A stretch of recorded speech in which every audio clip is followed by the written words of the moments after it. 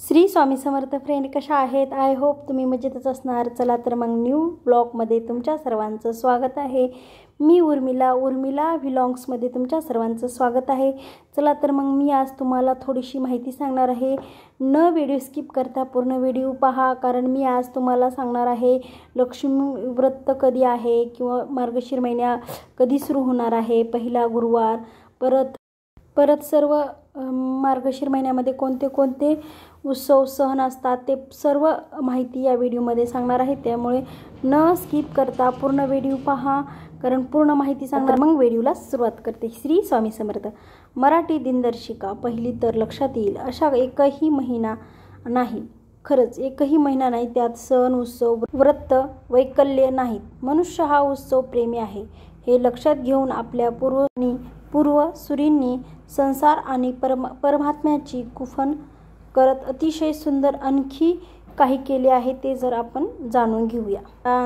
त्या म्हणूनच याला अचैतन्य केलेली पूजा उत्सव आपल्याला नवीन ऊर्जा देते, जगण्याचे बळ मिळते, दुःखावर फुंकर पडून सुखाचे वाटे मोकळे होते। अशाच मार्गशीर महिन्यामध्ये मार्गशीर महिना 2025 त्याला सुरुवात करू आपण। 2025 मार्गशीर महिन्यामध्ये कोणते कोणते सण आणि कोणते उत्सव येणार आहेत ते पाहूया। 21 नोव्हेंबर रोजी सुरू होत आहे। केवळ संसारात गुंतून न राहता देवधर्म अध्यात्म याचीही गोडी लावणारा हा महिना जवळपास 90 प्रकारच्या व्रताची खंचून भरलेला आहे। कसा ते पाहू। मार्गशीर मास हा केशव मास असूनही ओळखला जातो, कारण या महिन्याचे पालकत्व भगवान महाविष्णू यांच्याकडे असते। त्यामुळे या महिन्यात ईशान सेवा आणि पुण्य संचय या हेतूने तब्बल 90 व्रत केले जातात। त्यापैकी अनेक व्रत केले खात मागे पडले, परंतु आजही उर्वरित अनेक व्रताची भाविक यथाशक्ती पालन करतात। चला तर मग कोणते व्रत आहेत ते जाणून घेऊ आता परत। पुणे येथील संजीव बेलकर लिहितात, मार्गशीर हा लक्ष्मीचा महिना। संस्कृतीमध्ये मार्गशीरला केशव मास म्हटले गेले, कारण लक्ष्मी समवेत पीतांबरधारी विष्णूही हेमताचे स्वागत करतात। अलीकडे मराठी महिन्यामध्ये लोकप्रिय होत चाललेल्या लक्ष्मी व्रतात हे लक्ष्मी स्तोत्र वाचले जाते। त्यात मार्गशीरांचे उत्तम वर्णन आहे। पवित्र महिना मार्गशीर, त्यात वशे लक्ष्मी अंश, तोच योग्य लक्ष्मी व्रतास प्रत्येकी वर्षी सर्वदा असे हे लक्ष्मी स्तोत्र सांगते। हा महिना देवदेवतांच्या आराधनेसाठी पवित्र आहे, महत्त्वाचा मानला जातो। या महिन्यात लक्ष्मी मातेची श्रद्धेने उपासना करतात।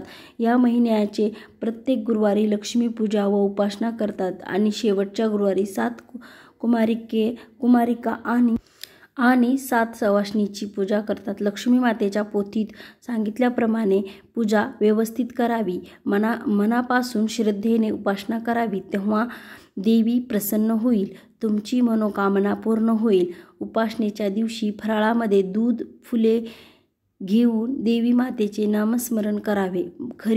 खरीपारचे पीक घालतात आलेले असते। वड्यामध्ये भाजीपाला विकलेला असतो, त्यामुळे राजरानात धान्य आणि तिजोरीत लक्ष्मी असे गावाकडची परिस्थिती असते। जेजुरीच्या खंडोबाचे मार्गशीर शुद्ध प्रतिपदेपासून एकूण 6 दिवसाचे हे पूजा होते। त्यातले खंडोबाचे नवरात्रा असेही म्हटले जाते। पहिल्या दिवशी देव दिवाळी साजरी केली जाते आणि मणिमल्ला या 2 दैत्यांनी लोकांचा अपार छळ केला। त्यावेळी भगवान शिवशंकर खंडोबाच्या रूपात योद्धा बनून आले। त्यांचे या दोन्ही दैत्याबरोबर 6 दिवस घनघोर युद्ध झाले। त्या दोन्ही दैत्य मारले गेले। तो दिवस चंपाष्टमी होता। त्या युद्धातील शिवशंकरांच्या विजयाची आठवण म्हणून भक्तिभाविक आजदेखील चंपाष्टमीला फार मोठा उत्सव साजरा केला जातो। या दिवशी खंडोबाची जत्रा भरते। मुळात महाराष्ट्रात आणि कर्नाटकात मिळून खंडोबाची एकूण 12 स्थाने असले तरीही जेजुरीच्या भाविकांमध्ये आगळे स्थान आहे। मार्गशीर शुक्ल प्रतिपदेला शिवगौरी यांचे तांदळाच्या पिठापासून मूर्ती तयार करून त्यांची पूजा करतात, अन्यथा नामस्मरण करून मानस पूजा देखील करतात. सुखी संसार, धनधान्य, संपत्ती, भरभराट येण्यासाठी मार्गशीर प्रतिपदेपासून दर महिन्याच्या शुद्ध प्रतिपदेला ही मानस पूजा बांधली जाते. द्वितीयेला पितृपूजा केली जाते, म्हणजेच सर्व पितरांचे स्मरण करून त्यांच्याप्रती कृतज्ञता व्यक्त करून त्यांना नैवेद्य दाखवला जातो. तृतीयेला फलत्याग नावाचे व्रत केले जाते. या व्रतात वर्षभरासाठी फळाचा त्याग केला जातो.